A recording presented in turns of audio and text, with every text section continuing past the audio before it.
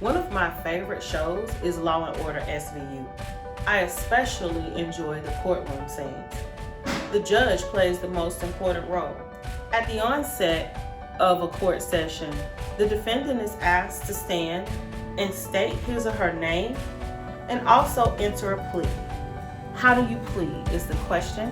Are you guilty or not guilty? Once the plea is entered, then both sides play their roles. At the conclusion of court, if there's a jury, then the jury takes the case and they deliberate. But what I really like is when there is not a jury. The judge is the jury. So I imagine that we have a defendant who is considered a vile offender. The judge comes back at the conclusion of the trial and says, "Please stand," to the defendant. The judge is about to render a verdict. A hush comes over the courtroom. The judge reads the verdict and the judge says, "Not guilty." There's chaos in the courtroom. People are outraged. They're asking the judge, "How could you do this?" There are mothers and fathers, sisters and brothers in the courtroom. They're saying, "Lock this individual up. This person is guilty."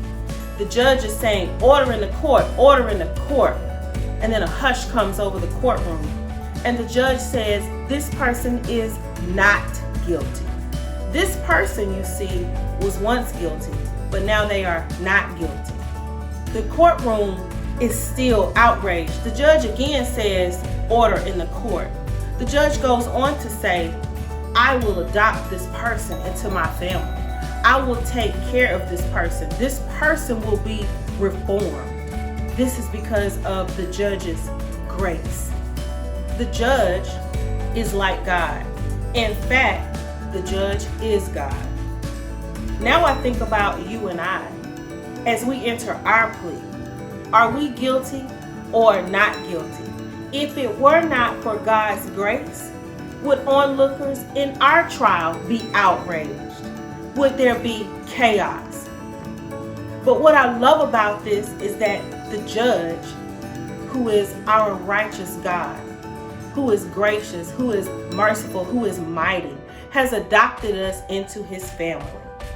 So how will you respond in life's court case?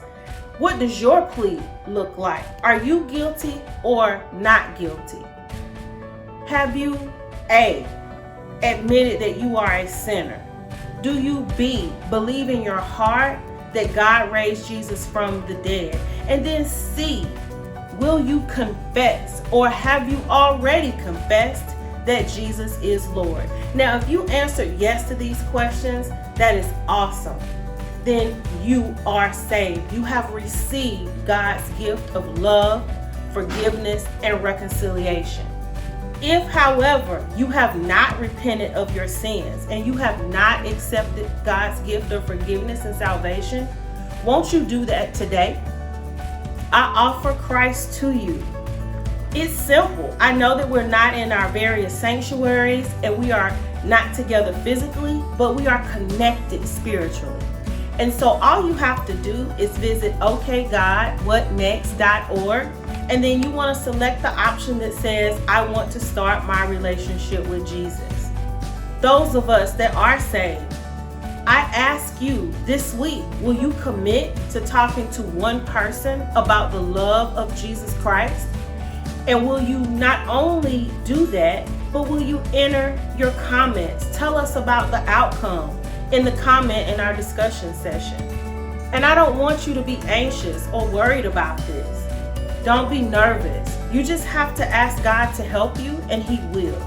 Remember, it is not us that will do the saving, it is God.